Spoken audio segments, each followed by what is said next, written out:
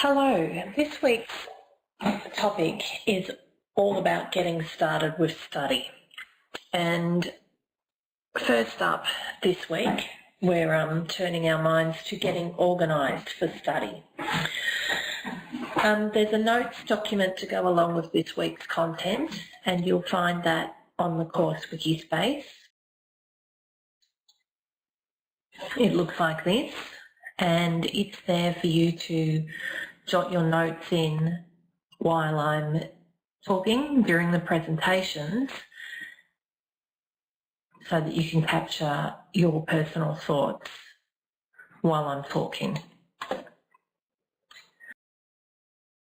And of course, in between each presentation, you've got different exercises to reflect on your own thinking and research tasks to do, things that get you actually doing and using and watching and applying your learning to things that are real for you. Okay, so getting organised is really the key to your study success, especially as an adult returning to study. It can be quite different than when we're in high school, many people's last experience of study.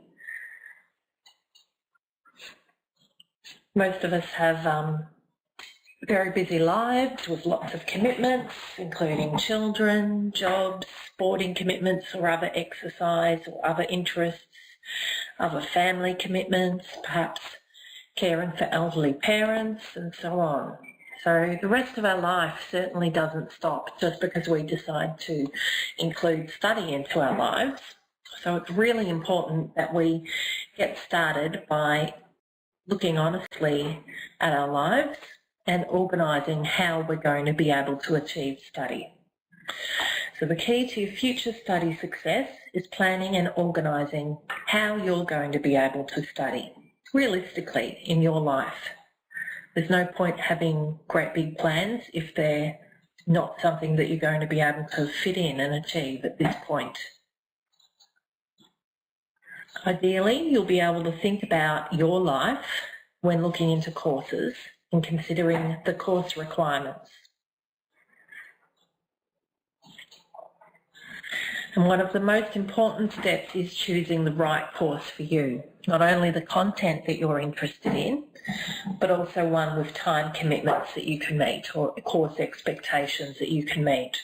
And we're going to look at how you can look at different courses and different providers. So there's many providers that offer the exact same courses. And we're going to look at how you can look into different providers to find the right type of course provider for you and your current life circumstances. So, how much study? To know how much of a time commitment your course will be, you're going to need to find out what scheduled class times there are that are set in stone, if you like. How much home study is likely to be involved. And any additional factors such as work placements and placement assignments.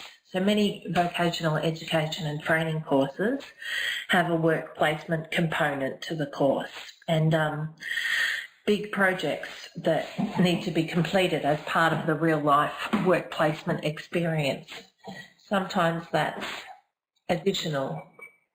These commitments vary widely from course to course and even between different course providers.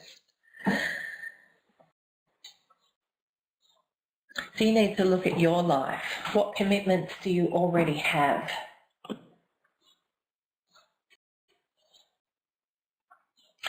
Look at your usual week. We're going to do this following this presentation. What time do you have available? Do you have school hours, kinder hours? Do you work? Do you have a day off work a week when you could study? Perhaps weekends are the only time you can study. Perhaps evenings or certain evenings a week. Remember, if you're looking at studying during the evenings, if you work during the day, then the brain, for a lot of us, doesn't work quite as well in the evenings. Now, not to say at all that you can't study in the evenings, simply that you might have to allow a bit of extra revision time in to get the most out of your study if you're doing your study when you're not at your chirpiest and best.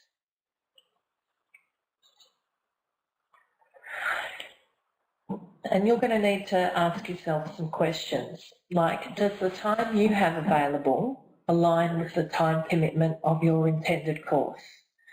So what I mean by that is if the course, say, goes for 6 hours in class a week, and then might be 6 hours home study a week, do you have that 6-hour session plus travel time for attending the live class, and then have another up to 6 hours a week that you can spend doing your home study?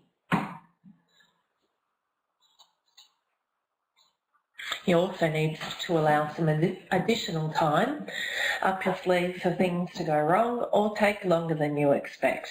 IT problems, not being able to find a certain resource that you need, just sickness, illness, car problems, computer problems, what have you.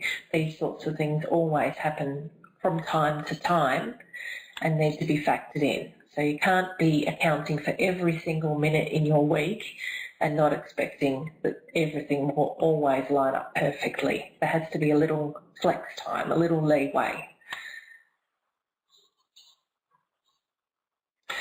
So what we're going to do after the course, after this presentation, is I would suggest you take a planner or a calendar and actually schedule in when you will study, along with everything else that you do, and look at, does it work? So the first exercise we do after this presentation is going to get us to do a similar thing.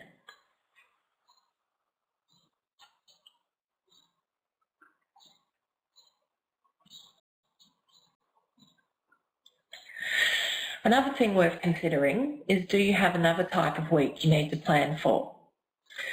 Some people have regular different factors to plan for. These are things that might happen periodically and will happen a few times throughout your course. So don't just think about the easy times to fit studying. Think about all the regular periods that will happen. Now, for example, school holidays. Parents with school-aged children most of the time might have term times available, but then if your course will also be running during school term holiday times, you might need to have another plan for how you're going to get kids looked after and study done in those school holidays when they come around each time.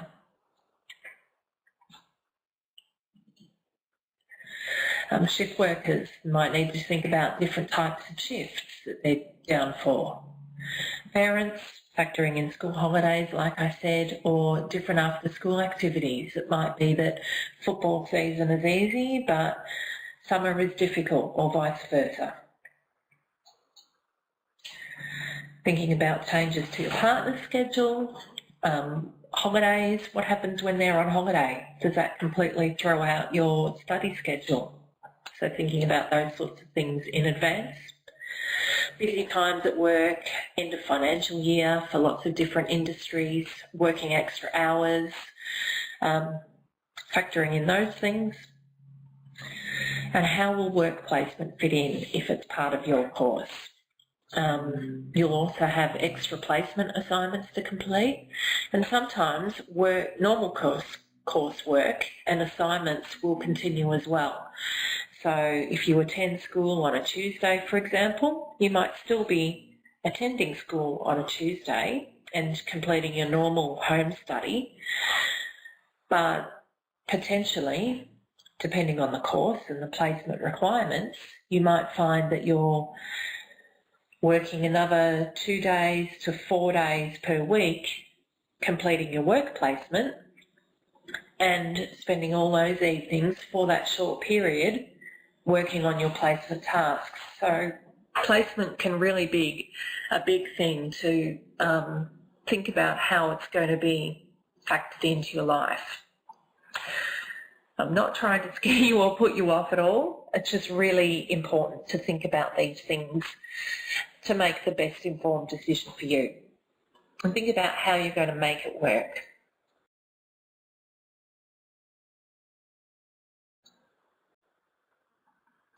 That brings us to my final point, finding a way. Find a way, not an excuse. If you want to study, you will be able to find a way.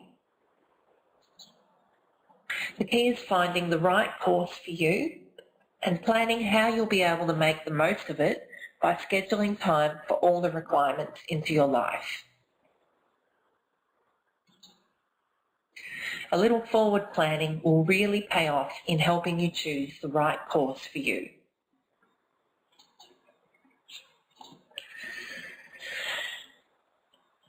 Now, the rest of our life certainly does not stop for our study, and we wouldn't want it to. So the next exercise is going to get you to look at your week. You'll find it in the wiki space as exercise 1. And so all the best in looking at your week and seeing what you've actually got time for in your study when you're considering your different course options.